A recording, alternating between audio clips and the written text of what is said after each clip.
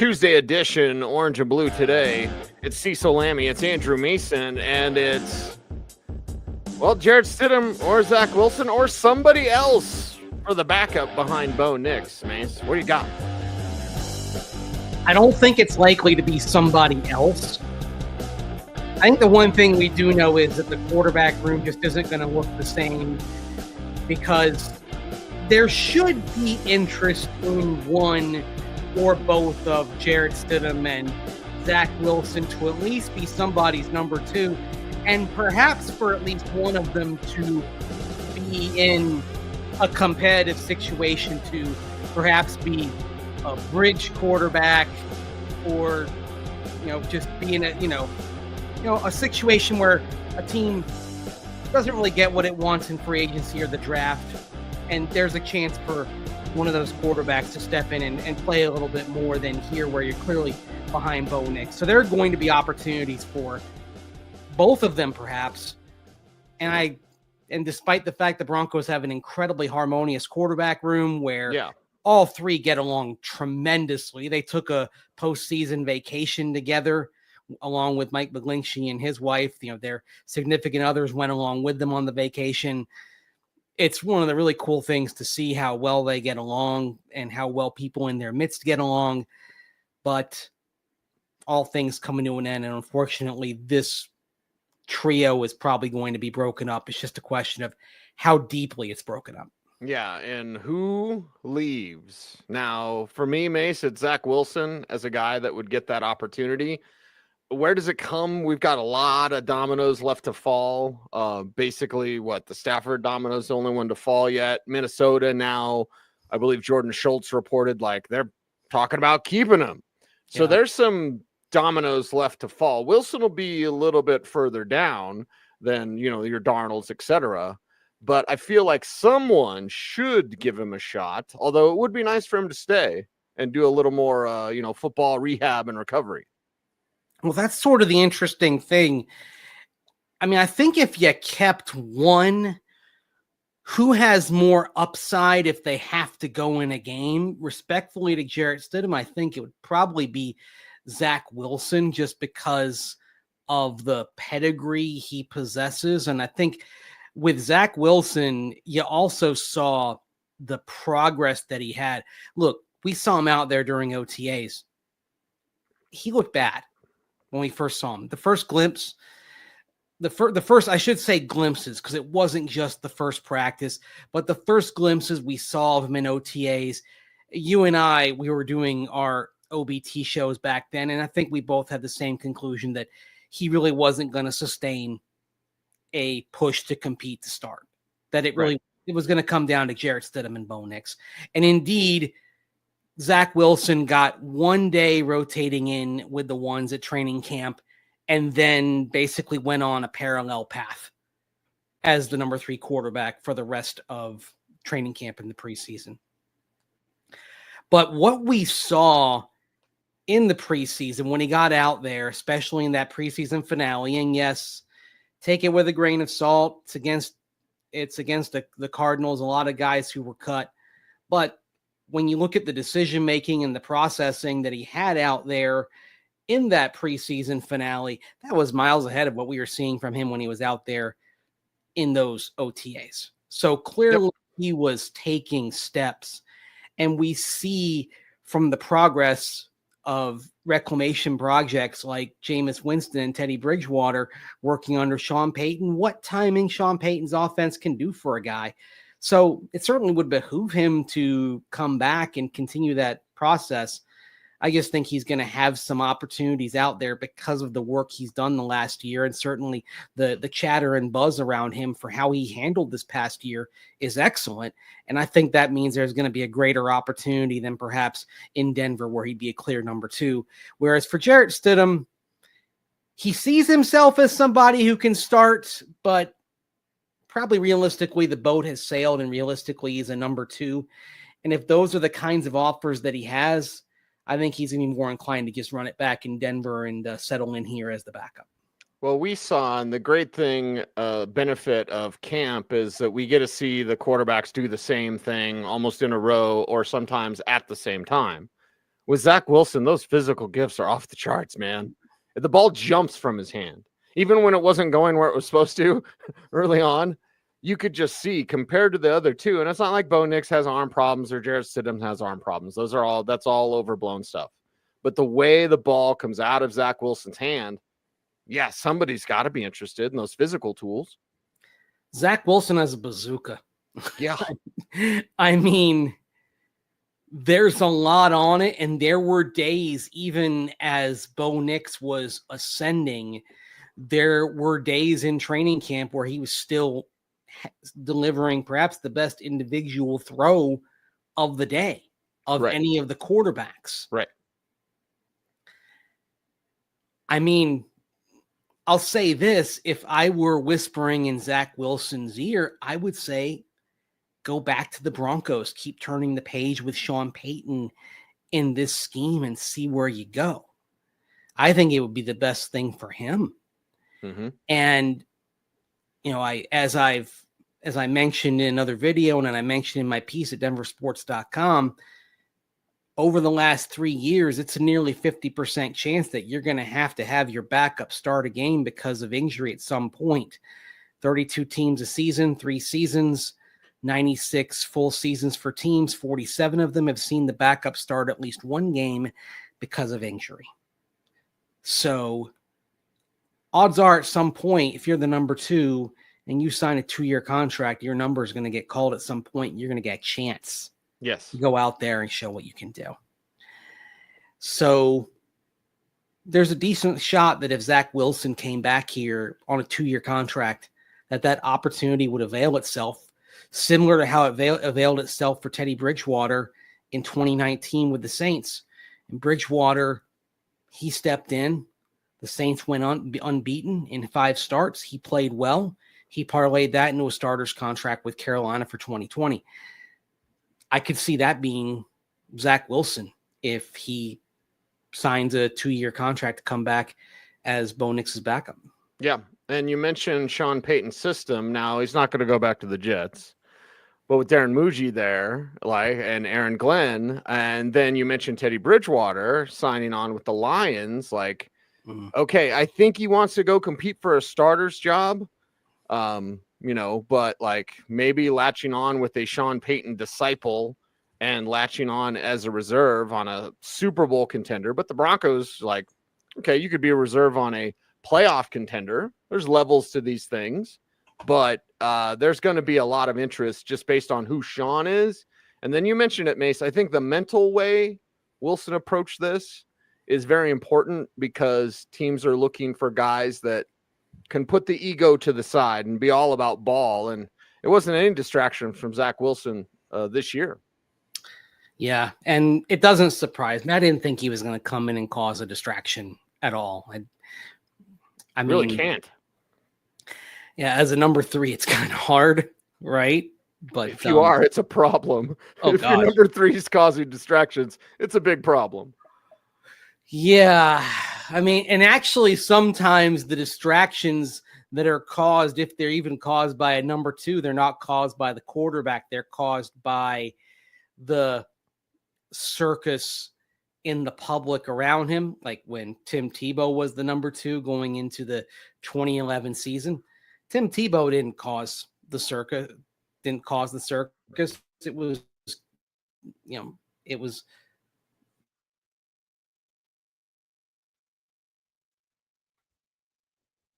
the quarterback oneself. They're just fine and dandy. They fit in fine. So that's not something that you particularly concern yourself about. I will say this with Zach Wilson, and look, let's go back about 10 and a half months to when there was that week when the Broncos traded for Zach Wilson. And I think there was that moment where people thought, oh, this might be like when they traded for Teddy Bridgewater before the 2021 draft, and maybe they don't go quarterback. Well, of course, they picked Bo Nix, and it all worked out fine and dandy. But one of the things about Zach Wilson, and a reason why they brought him in, was because that was another arrow in the quiver, basically. Mm-hmm. You had Bo Nix, it was the reason why they signed Jarrett Stidham a year earlier rather than some more experienced veteran backup options. Was Stidham was somebody, okay, there's maybe still something untapped here. We get him in our scheme, we bring him in, we see where he goes, because Sean Payton has had success with reclamation projects going all the way back to Kerry Collins when he was the offensive coordinator and play caller with the New York Giants around the turn of the century. So Zach Wilson kind of fit in that template very nicely. And so there was the possibility as you came out of that draft week that, okay, let's say Bo Nix doesn't work out. Let's say he doesn't blossom. Maybe Zach Wilson gives you another option, right? Okay, there's another bite at the apple. There's another shot if he develops to find that quarterback. And again, giving Sean Payton and what he's done with guys like Kerry Collins, reviving the career of Teddy Bridgewater, reviving the career of Jameis Winston before he had that unfortunate torn ACL when he was doing well in New Orleans, even getting some good late career work out of Drew Bledsoe down in Dallas as offensive coordinator a couple of decades ago. I mean, that's kind of Sean Payton's history. So basically, it fit in. But you don't have to worry about that because Bo Nix worked out fine. But still, that was part of the rationale there. And it's part of, and that's why if by chance the Broncos lost both of these quarterbacks, you wonder if they would look to the next guy like that, or they would look for somebody who's clearly a backup. Because, while over the course of Sean Payton's time as a head coach, he's had quarterbacks that were clearly backups at that stage of their career. Like in the Super Bowl year 2009 for him, he had Mark Brunell, who was coming to the end of his career as a backup. But in the last several years, Sean Payton has opted more for either the second contract guy with upside, the Teddy Bridgewater, Jameis Winston. You could also throw Taysom Hill in there as this kind of a unique gadget type of player. He was the backup to Drew Brees in 2020 along with Jameis Winston. He's gone for those types, and that's where then if you lost both Zach Wilson and Jarrett Stidham, the conversation would come to free agents like Trey Lance, Kyle Trask, Desmond Ridder, Daniel Jones, Mac Jones. And frankly, I don't think any of them are as appetizing to start from zero in Sean Payton's scheme as either of the guys you got right now. No, the guys you got right now, it'd be great if you could keep all of them, but we'll see if Wilson moves on. We'll see what Stidham's market is as we get to him, Mace. And it was a year ago at the owners' meetings when we had asked Sean Payton about, like, when do you know a guy, you've seen enough? And his quote that he finished off to us sitting at the table was, "We're not there yet." In terms of Jarrett Stidham, like, when do you know that's who he is? That's who he's going to be. A year removed from that statement, we're not there yet. Do you think they're there now with Jarrett Stidham? Now, Jarrett may not be, and we'll get to his quote in a little bit, but do you think they are? Do you think Sean is? Like, do you know Jarrett Stidham now? Is there any more unknown upside remaining? Well, he doesn't have any more starts or any more regular season snaps.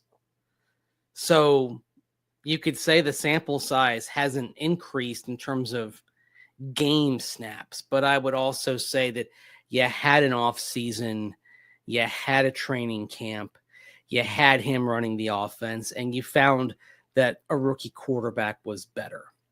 So I'd say, yeah, you sort of got the answer there. Although if you believe that Bo Nix is special, and I think Sean Payton believes that Bo Nix can be special, then maybe he still sees Jarrett Stidham as somebody who can come in and be a serviceable starter.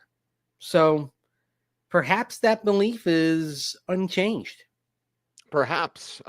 It was Bo Nix beating him out in a competition. I remember the first month of the season, Tampa Bay game notwithstanding, Bo Nix had struggles, especially the first couple of weeks. So it was not the Bo Nix we got at the end of the year where he's dealing, but it was an early Bo Nix where he's still trying to figure things out. And that option was better than Jarrett Stidham. The nice thing with Stiddy is that you won't worry about him necessarily like wetting the bed if he's forced into the starting lineup or if he has to come in and relief during a game.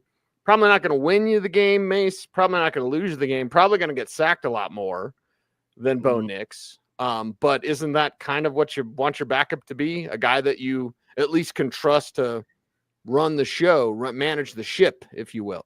Yeah, and the sack rate, that's a reason why he's your number 2 rather than your number 1. Because, and that was an interesting thing when they put him out there in place of Russell Wilson late in the 2023 season was, I know Sean Payton was frustrated with the sack rate and how that was short-circuiting the offense and knocking it off schedule. Well, you really didn't get any better than that when you put Stiddy in.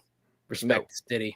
So certainly didn't help him that in week 18, Mike McGlinchey was out and Cam Fleming had to play right tackle. And whoa, all of a sudden people realized that Mike McGlinchey's actually a pretty good right tackle. Hey, he's a pretty good starter. That guy's pretty good out there because you can get a lot worse. I seen it. We saw it that year. Not all pro, but pretty good. Yeah. So Jarrett Stidham, this quote, this isn't the locker room. This is like the post-game locker room, right? This after a preseason game. This was the first time that Stiddy talked after being told that he was the number 2 quarterback. And it was after the preseason finale that the Broncos played against the Arizona Cardinals. And this was the comment that went viral when it got out there on social media after the game. And I think some fans out there may have either misinterpreted or not, maybe kind of not really had the context right. So I'll play the comment here from Stiddy, and part of it is like how he sees himself, but just want to look back at that and see how it factors in for him looking ahead. I mean, first of all, obviously I was very disappointed. I know I'm a starting quarterback in this league. I have zero doubts about that. And, it just didn't shake out my way. But I know what kind of player I am, kind of person I am. And like I said earlier, I'll be ready to go if I need to be. And, like I said, I have no doubts that I'm a starting caliber quarterback in this league. I mean, he's still at the point where it's raw. Yeah. Not being the number 1 quarterback. That's number 1. Think about this. He's in a moment at that time where he knows he may have seen his best chance to be an NFL starter slip away. So that's a fork in the road moment for your football life. It's a fork in the road moment perhaps for your life. Yeah. So of course he's going to be disappointed. Now, in the course of that question answer session, he also said a lot of things were about supporting Bo Nix, and he talked about being ready if he had to come in and step in. And you and I know how much of a professional he was in 2023 behind Russell Wilson, and how much of a professional he was this past season in the months that followed that quote when he sat behind Bo Nix. But the thing is, he was in a moment where he's still kind of processing what happened. And I like that competitive fire, Cease. I mean, in fact, I want a number 2 quarterback who, okay, they're not going to complain about their role. They're not going to moan about it. But I want somebody who believes they can be a number 1. And that if they step in, they can play like a number 1. I want that guy. I want that guy that's pushing for that. That says, okay, this is my role right now. But if I get that chance, I'm a number 1. I'm going to play like it. Like, I don't want somebody who's just, contentedly, I'm a number 2 and this is my lot in life and I'm okay with that. I like the guy who's not okay with that. And who's believes pushing it. for something. Yeah. He believes in himself because I remember fans got upset over that clip. Hell, there were people on the fan that got upset over that clip, Mason. My question to them is always this: what do you want him to say? Yeah. It's all right being a backup, and Bo's way better than me. No, I want the guy that's like, I'm a starting caliber quarterback in this league. And not only for himself and for the team and for the competitiveness, and if he gets in there, then he'll give you his best effort. These guys see what Sam Darnold did. Yeah. These guys see the reclamation project. They see what Baker Mayfield did. Yeah. And they know that they can go from being an afterthought. Mayfield and Darnold were both afterthoughts with Carolina. And now, we'll see what happens with Darnold, but he's starting somewhere, no doubt. And then Baker's tossing 40 touchdowns. Keep working, keep fighting, keep swinging. Yep. And shoot, I mean, this is what Sean Payton can do is he can point back to his career and he can point to examples and say, see, hey, I got Teddy Bridgewater here. He was coming off the injury and he was a backup, and I got him back to being a starter for a couple of years before he had that concussion, of course, in Denver. And then that really kind of hastened effectively the end of his time as a starter, unfortunately.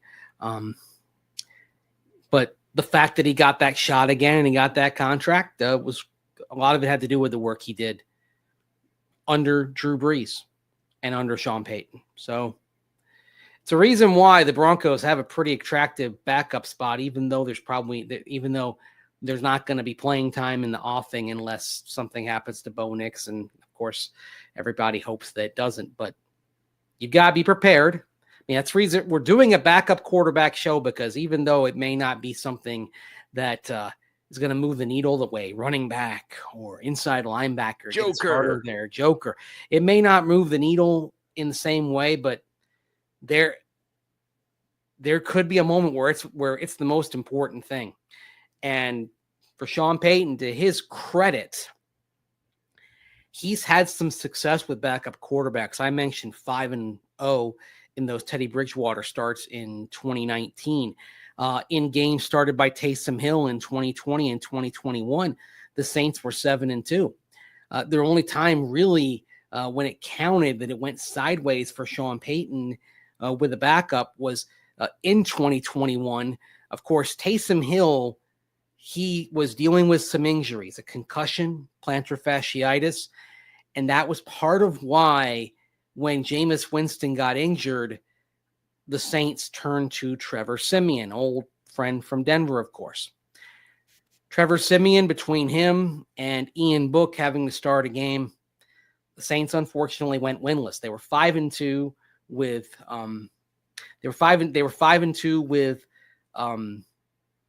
Jameis Winston, and they were 4-1 that year with Taysom Hill after going 3-1 with Taysom Hill the year before when he filled in for Drew Brees, and they were winless with Trevor Siemian and Ian Book starting, which is why they missed the playoffs, and then Sean Payton walked away. So, point being, when he's gone with number 2 options, Hill, Bridgewater, and Jarrett Stidham, even in Denver, the record, it's pretty good, 1-1 in those games that count. So I think that's something to look at here, and something to remember when they make their backup quarterback decision. It's pretty important, and those aren't games that Sean Payton is going to look at and say, we're going to punt them. Right. He believes that they're going to have a chance to win. And experience matters too, because when I talk about Bridgewater in 2019, Taysom Hill in 2020 and 2021, those guys had been in the scheme for at least one previous year, so they knew what they were doing. Even got a pretty good start out of Luke McCown back in 2015, playing at a Carolina team that finished that season 15-1. The Saints lost that game, but McCown played pretty well. He'd been in the scheme as well, so there have been some positive results for Sean Payton when he's had to turn to his backups when they've been experienced backups in his scheme and when they've been the number 2. When it got to option 3 and 4, well, I mean, anybody's going to have trouble with that. Yeah, it's hard to win a game with Trevor at that point in his career and Ian Book. So there you have it. You know what's important to us, Mace? super important, and I'll cover up his address. I was going to say, those of you watching the show. Yes, of course. Our fans. We got more fan mail. Look at this. This will be like a weekly thing. So this is from Mike, and he sent it into the fan. It said, care of Cecil Lammy and Andrew Mason. So I'm going to open it here on the show. If you want to send some fan mail, we appreciate that. 7800 East Orchard in Greenwood Village, Colorado, 80111. Just look it up, 104 through the fan address. So, yeah, more fan mail. We had Sharon send us some stickers. It looks like some cartoons. Looks like a handwritten letter. There you go. So I will read it. Okay. Cecil and Andrew, love your show. I saw the opening of the letter with the stickers, and I had a thought. Okay. And this is what came out of my pointy head. I hope you like it, as it is one of those gags I sent for the original watercolor. Be gentle. I'm thinking that since you know him better than I do, that you may have an idea or two for Mr. Schlereth cartoon or someone else. Let me know. That's from Mike, who drew this cartoon. Oh, wow. Holy cow. Holy cow. So this is a watercolor cartoon. Wow. Star Wars. You're in a land speeder. Oh my gosh. That's Bo so Nix. funny. I know. These are not the droid. Wait, so I'm Obi-Wan saying these are not the droids you're looking for? These are not the droids we're looking for. Oh, I love that. And then I had said, Shawnee Wan has taught you well. So there you go. Telling Bo Nix that Shawnee Wan has taught you well. And you're in the land speeder. That is awesome. Love the watercolor here. Yeah, this is incredible. And such talent, man. I'm glad he didn't make me R2D2. Oh, that's great. That's great. Yes. So watercolors. I love this. And yeah, we'll give you some ideas of our Mark Schlereth. So Mace, we'll have our very own from Michael to debut or have for our home office decor. That is so there cool. You go. Love the creativity, man. Get that framed, man. Yes, for sure. So thank you to Michael. Thank you to Sharon. Thank you to anyone. Because we're just a couple chuckleheads that like talking about the Broncos. So there you go. Good to have people who care, Mace, because we care about them. That's right. Care about all of you. Yes. And we care about helping out our YouTube algorithm. So how do you help us out on YouTube, Mace? Like, comment, share, subscribe, hit that notification bell so that you never miss a vid. That's right. He's Andrew Mason. You follow him on all the socials at Mace Denver. I'm at Cecil Lammy saying OBT's BFD. Peace. Stay tuned. Stay frosty.